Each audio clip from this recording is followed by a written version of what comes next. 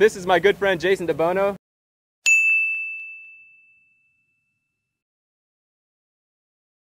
The Vice President of New View IRA, and welcome to the show, my friend.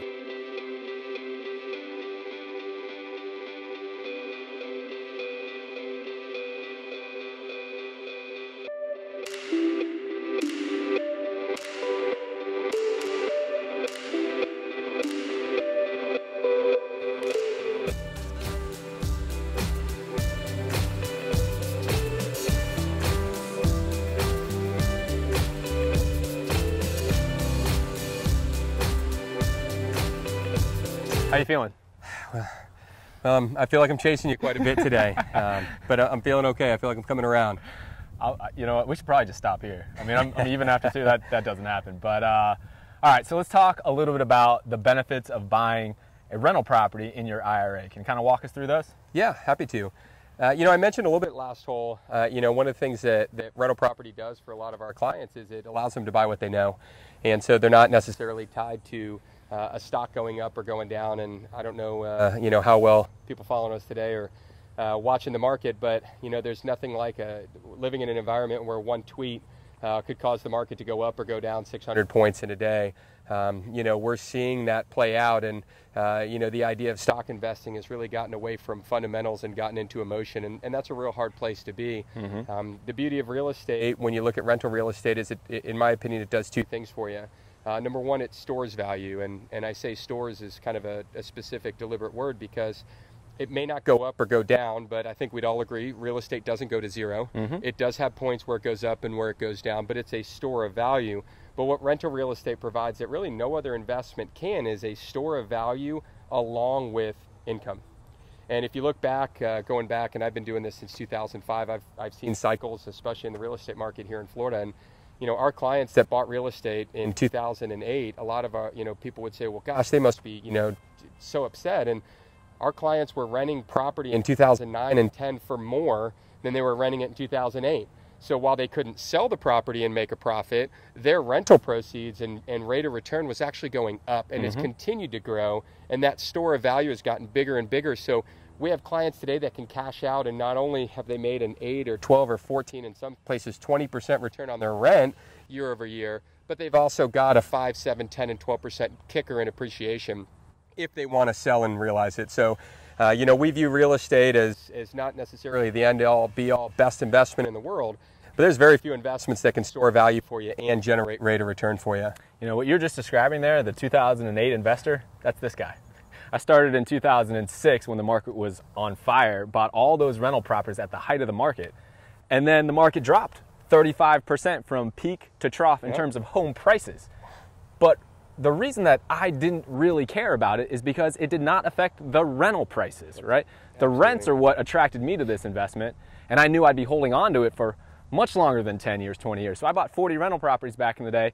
They weren't worth much on paper in 2008, 2009, 2010, but it didn't matter, right? And that's why this asset class is shown to be consistent when you talk about the rental property or the rental income. And that's what really investors should be focusing on if you're thinking about rental properties. It's not about the flip.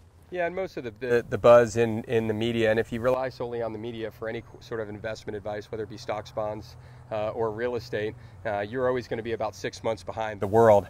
But what a lot of people don't talk about in the real estate community is, you know, that the market went down, and they talk about that as being a major issue. But if you're renting property, it never mattered for our clients. And so, you know, and when you think about a retirement account, it's already long term. So holding a property for 10 or 12 years is simple. You're easy. Buying it in a vehicle that's meant for 10 or 12 years. So exactly. A lot of opportunity there.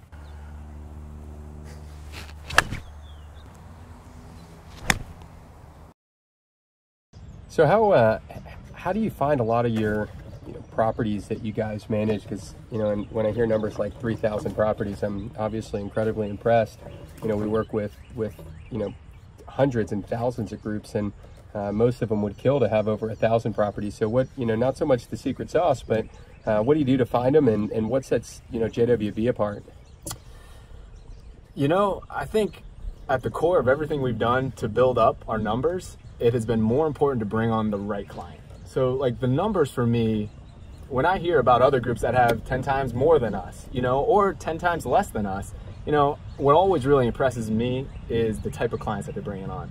Because what I've really understood is that if you bring on the wrong type of client, there's a very short-term gain and a very long-term pain. Absolutely. You know, so I think, you know, the secret sauce for us has been always focusing on wanting to bring on the right client, even if that meant politely letting a potential client know before we did business together that we didn't think it was going to be a good fit. I think that's one of the key elements to our growth. The reason that I think that is an opportunity for actually growing faster is because when you bring on the right clients that are really a good fit, referrals just seem to come in. Right. You know, because we kind of build this culture of referrals. And when you have folks that are really excited because they were a great fit, you were able to perform to their expectations, and they really love kind of what you're about, it's easy for them to talk. So, you know, over half of our business comes from referrals. Wow, that's a staggering number. Yeah, and that's the way I want it to be. You know, I don't want to go out there and like pay for traffic to like, you know, come to the website to have to convince people. I would much rather just spend our time and resources on just wowing our clients and building this culture of referrals where we say, hey, you know what? The next time you're happy, why don't you tell a friend about us? You know, we do a lot of that. And that's just a more fun way, as I'm sure you guys are the same. Isn't it just more fun to do it that way? Not much different for us. Yeah, I think that's the key.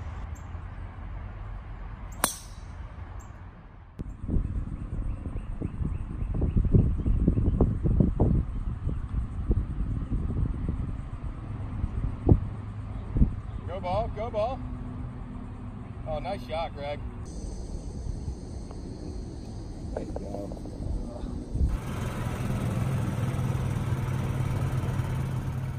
First best investment ever made was a private loan. I did it with a couple other people. It was right after the crash. There was an individual that had lost a home. He had short sold his house, had no credit to be able to go out and get a loan. He found a property, 2009 or 10. It was dirt cheap. He paid 15% interest.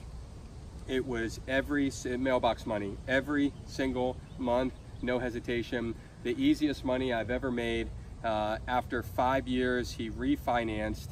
He ended up owning. He paid 15% interest for 5 years. Geez, wow.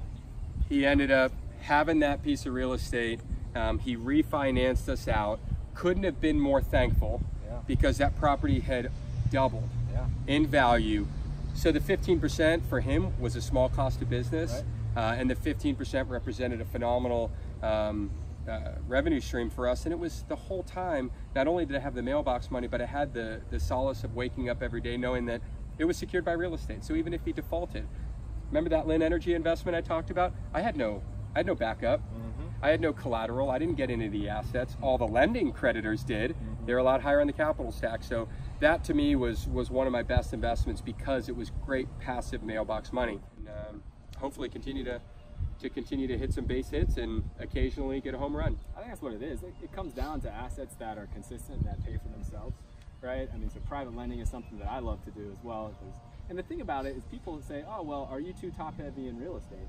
And the great thing is that you can diversify within real estate, right? And just because real estate happens to be my expertise and I know it so thoroughly, you know, I don't ever feel like I've got too much in real estate. Now I do some private lending, I own 300 rental properties, I do some syndications, some things like that. But it's not a bad thing to be so knowledgeable in an area that you can put the majority of your money there and still be able to have these slightly different types of income streams, which is what we're talking about, private lending, owning rental properties. Yeah, I had a client tell me one time, he said, the idea of diversity is stupid. He said, it's stupid because someone's telling you that you should put your money into stuff you know nothing about, and that's diversity. He said, he's a private lender. So you know how I diversify? Instead of writing one loan, I write 10.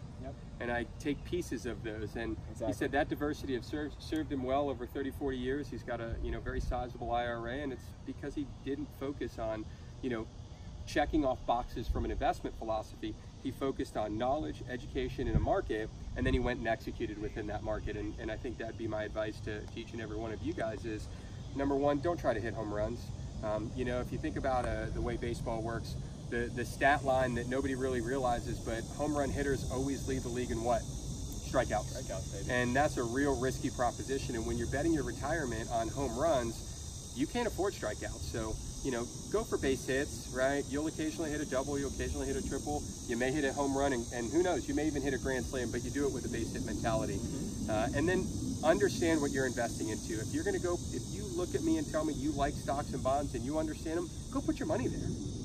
But if you don't understand it, you gotta go find something that you can know and understand, because at the end of the day, relying on others for advice is a recipe for disaster in the long run. So get knowledgeable, get smart. We live in an information age. You know, all of you that are watching us now, there's 100 other Facebook Live videos you can go watch that'll provide you education on whatever investments you want. Take advantage of them, be students, never stop learning, and find something that you can wrap your arms around, get into it, and good luck with all your investing. Well said, brother. What's your advice on how to get better at golf? Play more than once a year. I always like to take the approach of playing with people that are worse golfers than me. So I don't know if we'll be golfing again, Greg, but you know, you feel a lot better about your golf game when you write a 7 and the person next to you write a 9.